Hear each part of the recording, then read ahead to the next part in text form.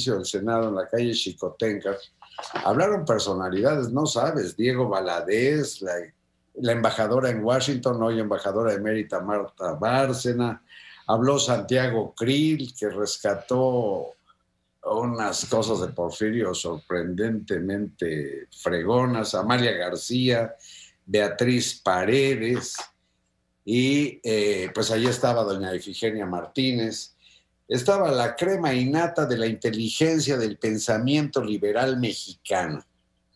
Y de Santiago Krill rescata una expresión que fue remate de Porfirio en una sesión ante Ernesto Zedillo, presidente, que en versión moderna, tomada de las viejas cortes españolas, alguien le dijo al rey: aquí vos, está usted ahí y nosotros estamos acá.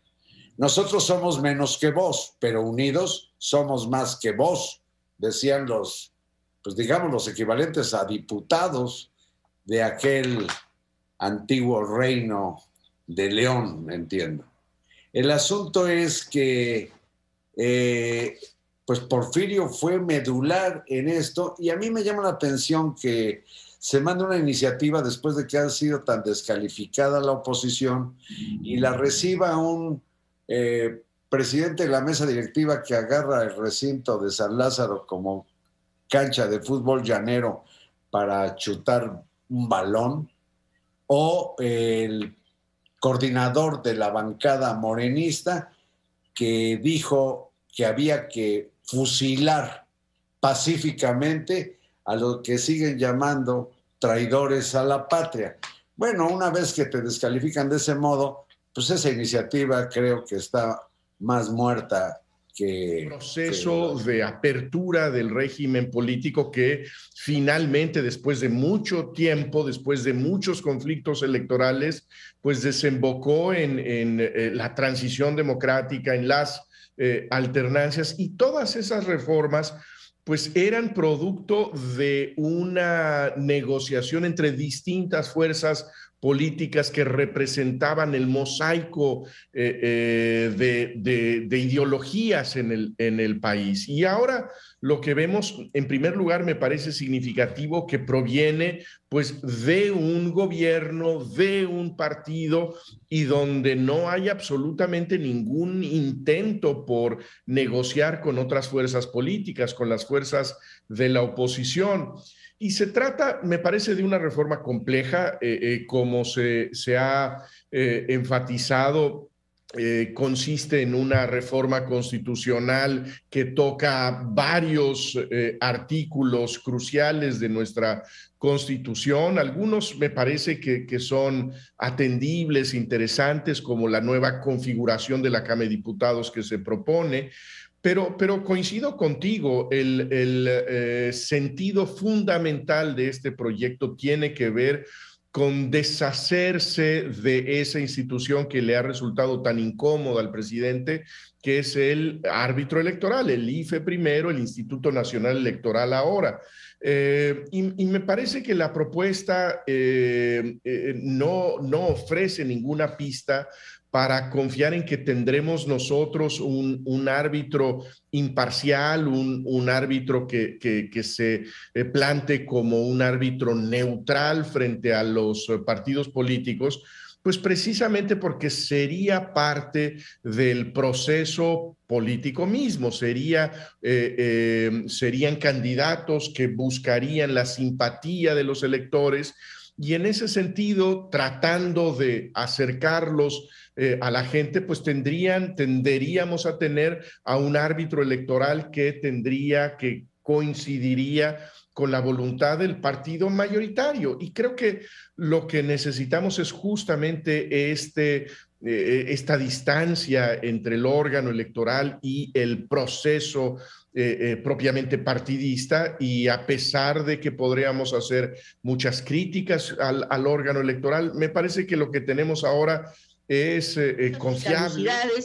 Van a caducar ahora entre el 14 y el 24 de mayo, pero todavía resta otros casi 12 millones de dosis que se registraron como que habían ingresado, se registró que habían ingresado al país y no han sido administradas.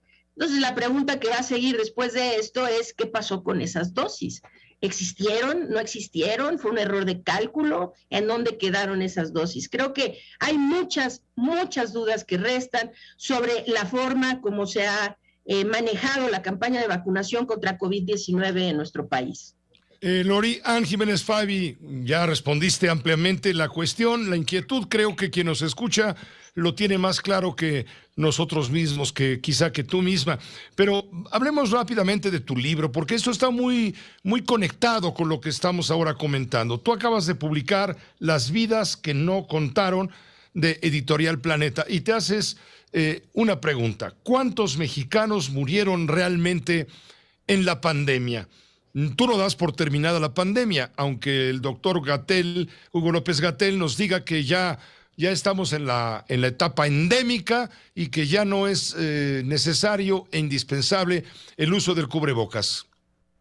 Bueno, antes que otra cosa y antes que hablar del libro, creo que es importante transmitir información veraz a la población. Y la gente necesita saber que la realidad es que la pandemia no ha terminado. El día de hoy en Estados Unidos sale no sé si en primera plana, pero en un desplegado muy importante en el estado de California, que ya se tiene registrado un repunte en casos y en hospitalizaciones en el estado de California. Esto está ocurriendo en Nueva York, está ocurriendo en New Jersey, en diferentes estados de Estados Unidos.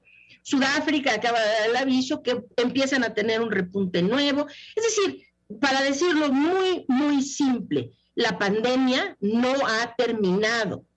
Y que esta enfermedad se vuelva endémica no es algo que se puede lograr por decreto presidencial. Este es un fenómeno que se va a dar o no, y que no podemos hacer más que seguirnos cuidando y seguir vacunando a la población para procurar que lleguemos más pronto al fin de la pandemia y a una estabilización en la transmisión de esta enfermedad que nos permita predecir. Y hoy la vuelve a señalar. Y es una maravilla porque mientras de Adán Augusto dice, me está ayudando mucho a gobernar, de la señora Sheinbaum dice, es que ella es muy honesta, es que ella es una mujer muy buena, y solamente faltó decir que tenía muy bonita letra.